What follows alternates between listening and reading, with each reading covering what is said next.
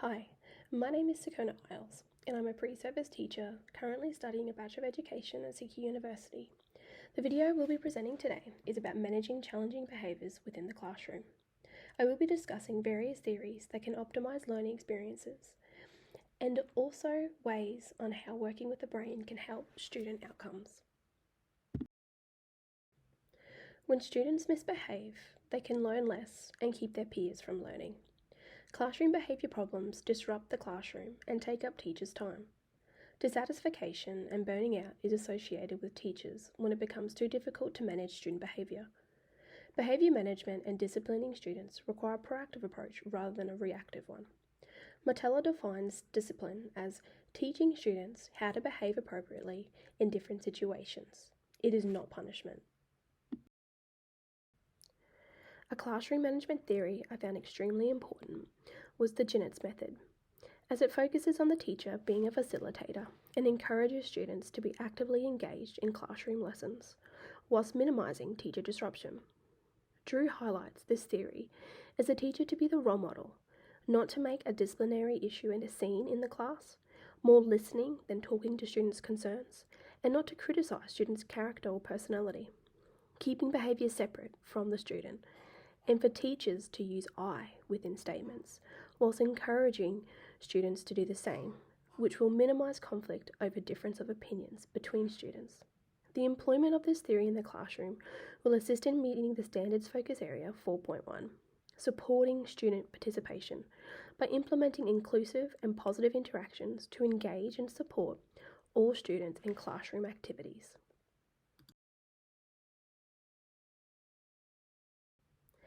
Given the need for encouraging student participation in the classroom and helping students reach their full potential is where Glaser's choice theory comes into effect.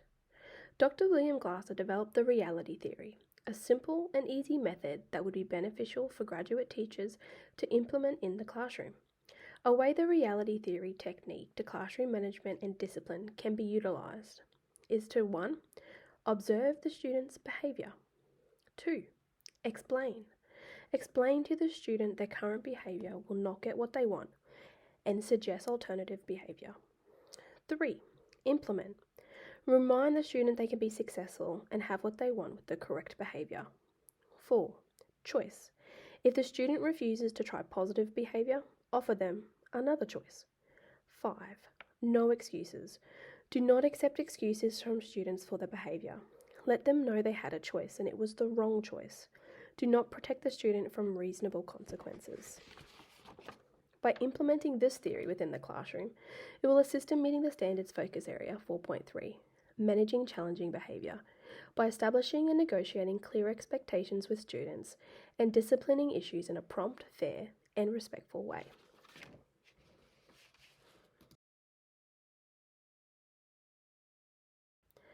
Another theory that can improve student behaviour in the classroom is the responsibility theory, RT. RT is a more contemporary theory where the student takes responsibility for their own learning. It incorporates findings from psychology, education, and neuroscience. It is the student who is responsible for their own thinking, own behaviour, and own learning. Persia and Purnell indicate the centre of responsibility theory is a key question and answers. What am I responsible for? And what power do I have? This is something that could be said to the students at the very beginning of the class, and having them to critically think about what the answer is to that question. RT consists of 10 principles, and 4 have been suggested to be used consistently in the classroom to encourage students to critically think about the power of their choices, thoughts, actions, and the power of the brain's neuroplasticity for developing positive and constructive achievements and wellness. Perge states 10 key precepts are the foundation of the responsibility theory. The first 4 we'll have a look here. 1. I'm responsible for my thinking and I've got power over my thinking. 2. I am responsible for my behaviour and I've got power over my behaviour. 3. I'm responsible for what I say and I've got power over what I say. 4. I'm responsible for my choices and I've got power over my choices. By using these key precepts, a brain-based self-taught sequence learning process in the classroom can benefit students by changing their behaviour to complete tasks. First person is used to form these precepts for students so that they can self-direct and create ownership. This provides a concept that they have the power to take control so they can make positive changes in their own lives. Positive and lasting results can occur when the responsibility theory is used consistently in the classroom. Hormones become more powerful as an adolescent, and the brain's emotional responses activate, showing more activity than the planning and impulse control parts of the brain. Fuller states this is why students may need some help with organisation, yet encouraged to remain self-reliant. Although hormones are only a small factor of the transformation occurring in a teenager's brain. This is why it's important for educators to have an understanding of neuroplasticity and the emotional responses students go through to assist in managing the behaviour in the classroom more effectively. The brain has many interlinked systems. In adolescence, reasoning capacity is quite weak, with evidence showing it relates to brain structure and functioning, with the prefrontal cortex, the seat of judgment and problem solving, to be the last links to become fully established, as well as the limbic system and the amygdala, which holds the emotional centres. Fuller and Hartley also state that for some students, certain processes within the brain do not develop naturally and need to be taught explicitly. By utilising research on brain systems and combining it with research on learning will help students reach their full potential. Fuller and Hartley maintain that neurodevelopment differentiation, NDD, is a way to help students increase the effectiveness of each of their brain system areas, and finding ways to have students be successful by making up for areas that are taking a little longer to develop.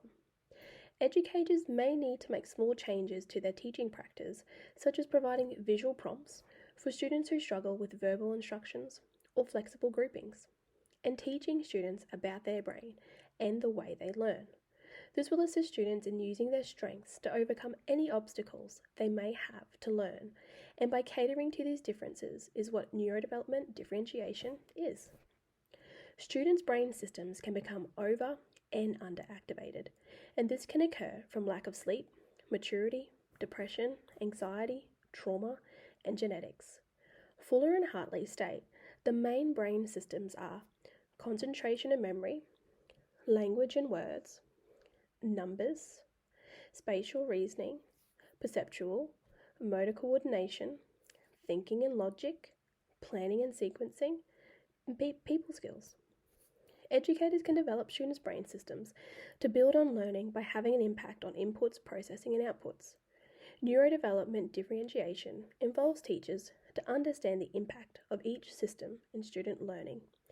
Acknowledging students could become challenged with a system, understanding how the brain develops individually, consider the level of function, providing students opportunities to develop their skill level in the brain system, and track progress to determine what the next priority area is for development.